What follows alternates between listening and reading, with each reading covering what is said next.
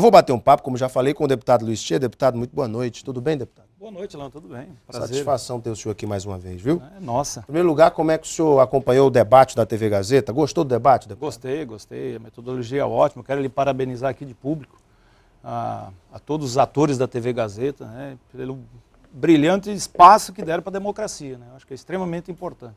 Quando se diz atores, não são atores de telenovela. São os atores jornalísticos.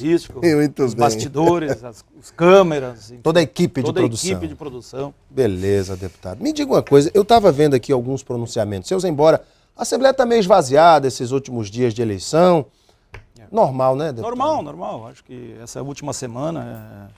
Mas semana que vem a gente entra no ritmo já de novo, tranquilo, sem problema nenhum. Pois é, mesmo com esse esvaziamento, acompanhei algumas das suas falas, o senhor disse o seguinte: como alavancar o crescimento do Estado com a queda da arrecadação do FPE, o Fundo de Participação dos Estados?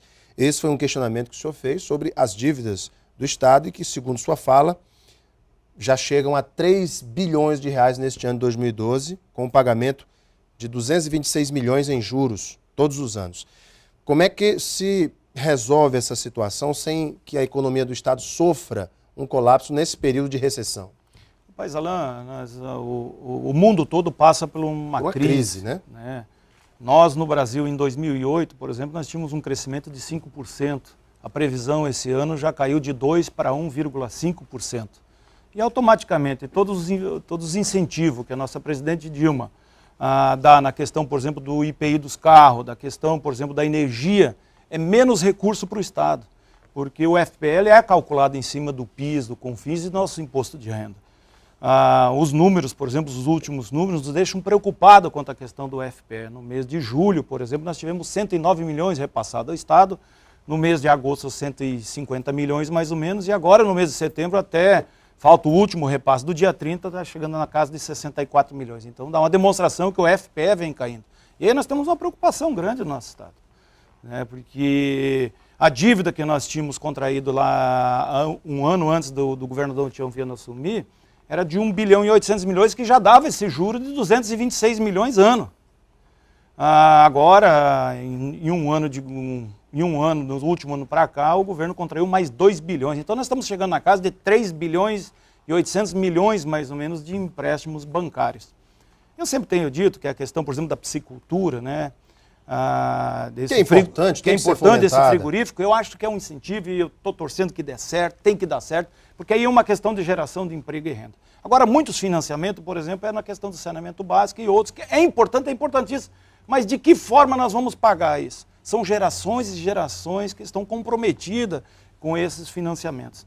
A questão, por exemplo, discutindo, e aí nós também fizemos o levantamento da questão dos empréstimos bancários consignados dos nossos servidores públicos, né, que já ultrapassa só do Estado mais de 500 e poucos milhões de reais, mais a Assembleia 500 mil reais. Mas no empréstimo consignado, o servidor tem a opção de escolher pegar o empréstimo ou não. Se ele tiver uma boa educação financeira, ele diz, não, peraí, eu não estou precisando desse dinheiro, vou pagar juro disso. Enfim, se a gente for pensar bem, não cabe a cada um servidor fazer a sua análise e entender que aquilo também gera um risco de endividamento? Mas, Alain, veja bem, eu acho que aqui fica uma dica aí, o nosso governador Tião Viana, o futuro prefeito de Rio Branco, de que vamos dar um basta, vamos sentar com o banco e vamos negociar, porque juros que era de 2%, agora já está 1%, tem a Caixa Econômica do Brasil oferecendo juros menores, e esses servidores estão pagando juros lá de trás, então vamos sentar, vamos negociar. E a outra coisa, eu também concordo, acho que nós deveríamos ser preparados para isso, nós não temos essa cultura. A educação financeira, por exemplo. Educação financeira, quando você chega na tua conta, tem um cheque especial, tem um cartão de crédito, tem mais um valor, você acaba gastando aquilo virou uma bola de neve. Isso aí nós alertávamos já em 2003, quando chegamos na Assembleia Legislativa. Então a gente precisa refazer, eu acho que precisa dar uma estagnada, porque o nosso comércio, o dinheiro não gira mais aquilo. Esse dinheiro, por exemplo, do funcionalismo, que é um belo dinheiro, é um belo PIB que nós temos aqui no nosso Estado, ele não fica mais no Estado, ele está indo para fora. Então é o comércio que não está gerando emprego. E aí dificulta isso, porque, voltando um pouco ao que eu estava falando, nós viemos discutindo a questão da dívida dos estados, e ninguém quis dar calote na dívida, a gente sempre está procurando uma alternativa, porque vários países tiveram uma anistia do governo federal na época do nosso presidente Lula. Porque qual é a compensação, e nós vamos discutindo, indo batendo até qual é a compensação que o Estado do Acre terá para alavancar o crescimento. O que nós vamos fazer? O presidente Lula, inclusive, anistiou a Bolívia de várias dívidas com o Brasil. Vários países, inclusive. Países africanos. Nós há 2 anos atrás, nós tínhamos a expectativa e a esperança da ZPE, por exemplo, de gerar emprego, renda, que muitas indústrias iam se estabelecer aqui. Não chegaram. E o povo não pode mais esperar. Nós precisamos criar uma alternativa disso. Ou nós precisamos dar uma resposta imediata para a nossa população. Na Assembleia Legislativa, os servidores também estão endividados com crédito consignado, deputado? Estão endividados. Mais de 500 mil, Alain, e a gente... 500 mil reais? 500 mil reais. Nós levantamos, nós estamos discutindo, por exemplo, a questão do Banco Cruzeiro do Sul agora.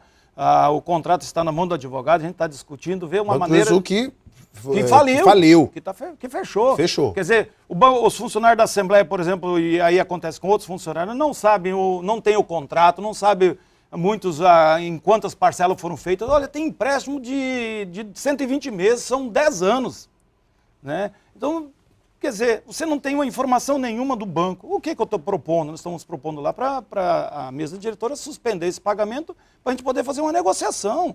E tem servidores lá que têm 80%, 90% dos seus salários comprometidos, quando a lei diz que o máximo é 30%. Então, eu acho que aí a gente precisaria fazer, sentar na mesa com tranquilidade e levantar esses dados. Eu tenho certeza absoluta que se fosse feita uma revisão disso, que seria o correto, o qual nós defendemos, tem muitos servidores que já pagaram essa dívida há muitos anos. E o crédito consignado, ele é seguro, porque é debitado direto na conta, no contrato, no contra-cheque do servidor, já vem o desconto ali, não tem como fugir. E ninguém lê os contratos, né? Ela é uma letra muito miudinha, ninguém quer ler. A gente quer saber de pegar o dinheiro, depois a gente vai ver o problema que deu. Mas aí que entra a educação financeira, o cidadão tem que aprender justamente a ler esses contratos direitinho para não entrar numa roubada. Deputado, a falar nisso, já que o senhor citou a questão do debate, um tema que hoje mesmo alguns cidadãos, me questionaram. Alain, eu gostei muito dessa história da pergunta do internauta no debate, porque levantaram uma questão fundamental. Entra ano e sai ano, ninguém resolve a questão das áreas de alagação. O candidato Fernando Melo propôs em lugares de risco, onde as famílias não querem sair dessas áreas, construir palafitas, elevar as casas.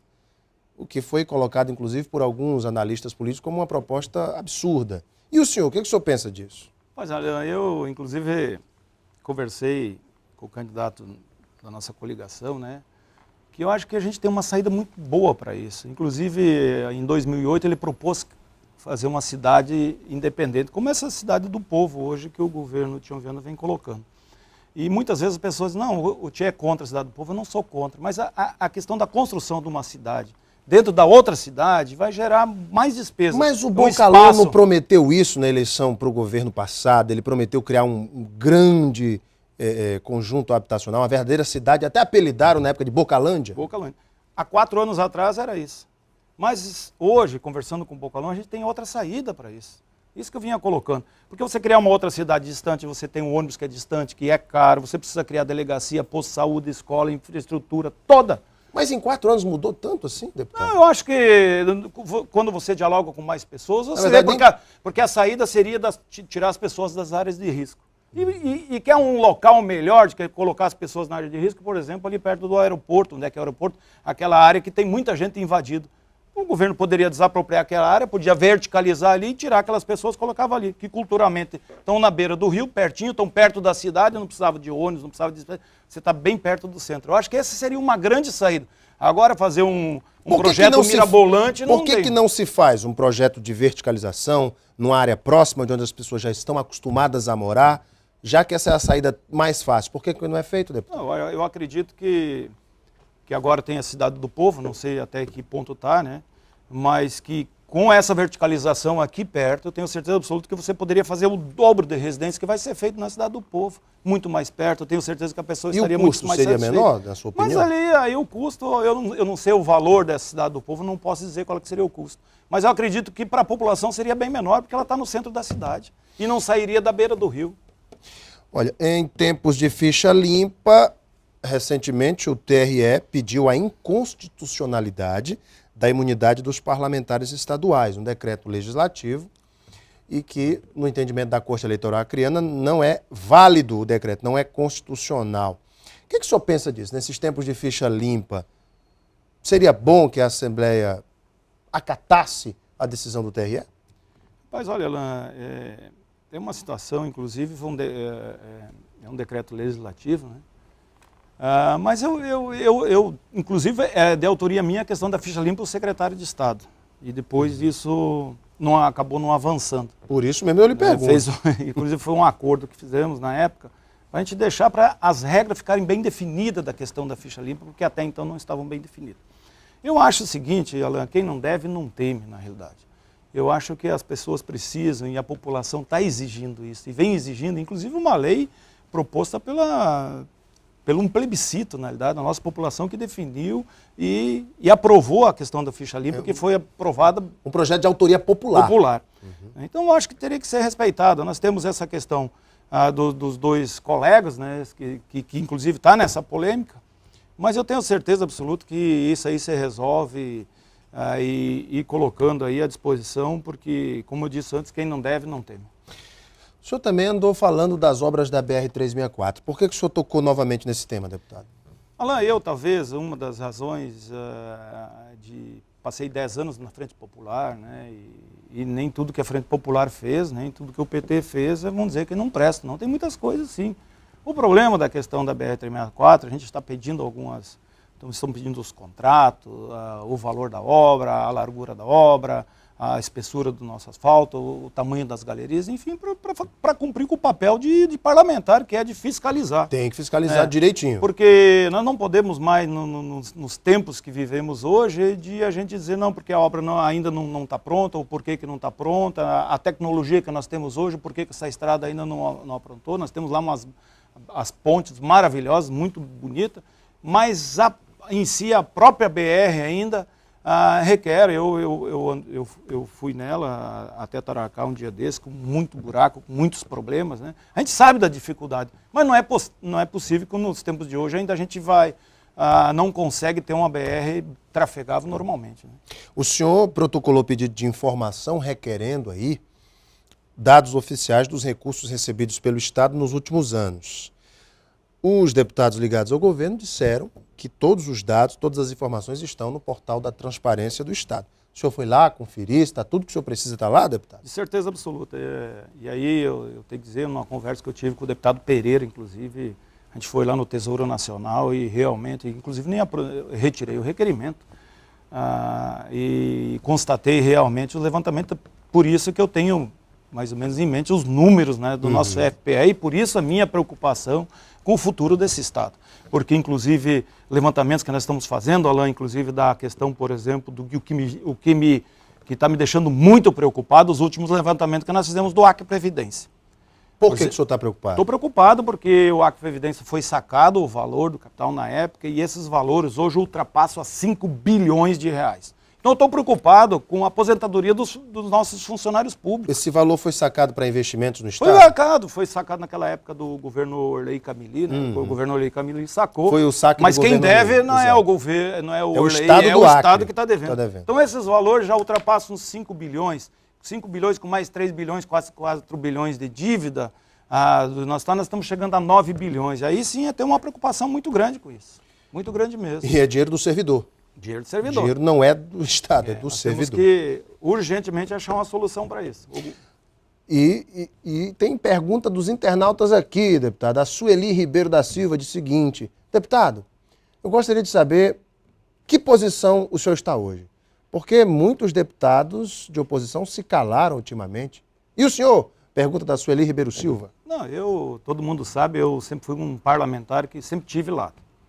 Eu, quando resolvi sair da Frente Popular, o PDT se reuniu e decidimos que o PDT, em cada município, ia respeitar a executiva municipal. Então, hoje o PDT, por exemplo, tem um município que está coligado com o PT, outro com o PSB, outros com o PMDB, PRP, enfim, vários. E aqui na capital nós estamos apoiando o PSDB de Tião Bocalão. E a gente faz parte, nós estamos na campanha, mas eu, por exemplo, como presidente regional do partido, tenho cuidado dos 22 municípios. O PDT, nós temos 74 candidatos a vereadores no município e nós temos um candidato a vice-prefeito que é em Tararacá. Então você tem que ter um cuidado para a gente poder eleger o maior número possível de vereadores e elegeu o nosso Chico Batista lá em Tarauacá. O senhor acha que o PDT sai fortalecido desta eleição municipal? Em que municípios? Onde o senhor acha que o partido tem mais chances de elevar o número de cadeiras nas câmaras e realmente fazer bonito na eleição municipal? Alan, nós assumimos o partido há menos de um ano e a gente conseguiu, recorde, o PDT nunca teve tantos candidatos a vereador no estado como temos agora, e inclusive candidata aqui na capital. A intenção nossa é eleger um vereador na capital, né? O PDT nunca teve um vereador na capital, nós estamos trabalhando para isso, nós temos 13 candidatos. Nós temos com um potencial de candidato, por exemplo, nós temos só 2 vereadores hoje, o PDT se diga, que é o Chico Batista Tarauacá e o Severiano, não é Severiano não, Soriano lá em Cruzeiro do Sul. E eu tenho certeza que a gente passa para 15 a 16 vereadores já nessa eleição. Tem pergunta aqui do Nabor Salles. Boa tarde, Alain, boa tarde, deputado Tchê. A decisão de ser oposição aqui no Acre foi uma decisão local ou foi vertical? A que se atribui, deputado, o PDT está na oposição hoje? Olha, primeiro, Alain, eu tenho sempre dito que nós tomamos uma decisão aqui, comunicamos à Nacional, dizendo que o partido precisa crescer, nós precisamos de espaço. Quando fomos discutir as eleições municipais para prefeito, por exemplo, dentro da Frente Popular, nós tínhamos um nome a candidato a prefeito, o qual defendíamos. O PT escolheu um outro nome e nós respeitamos até aquele determinado momento. A discussão maior, inclusive um duelo que aconteceu, foi a questão, por exemplo, pontual mais de Tarauacá, onde nós tínhamos o Chico Batista já com vários mandatos de vereador, uma liderança expressiva, que nós tínhamos condições de ser o nosso candidato a prefeito. E assim fomos discutindo dentro da Frente Popular. Mas fomos engolidos, na realidade, pelo PT, porque o PT dizia que lá tinha um candidato do PCdoB, que tinha um compromisso com o PCdoB, mas acabou o PT lançando candidato e o PCdoB lançando vice. Essa foi uma gota d'água da saída. Nós temos, na realidade, e aí ficamos 10 anos dentro da Frente Popular, mas tem muitas coisas dentro da Frente Popular que não aconteceram. Acho que a gente está, assim, vamos dizer assim, uma fadiga já de Frente Popular, né? Uma estagnação já do processo político, e nós precisamos mudar. Eu acho que a mudança é importante. Isso faz parte da nossa democracia, né? Diz que a unanimidade é burra, então a gente precisa ter a mudança, a alternância. Gente, eu conversei aqui com o deputado Luiz Tchê, do PDT, ele que é uma das lideranças da oposição hoje na Assembleia Legislativa. Deputado, obrigado pela tua vinda, viu? Sempre bom bater um papo contigo. Alain, eu que agradeço, eu sempre estou à disposição, né? E dizer para a nossa população que nós temos uma eleição aí no dia 7, né? Que, vamos dizer que seja o que é melhor para Rio Branco. Obrigado mais uma vez, deputado. Daqui a pouquinho a gente volta para a sequência do Gazeta Entrevista e vamos falar de segurança pública, de violência e muito mais. Até já.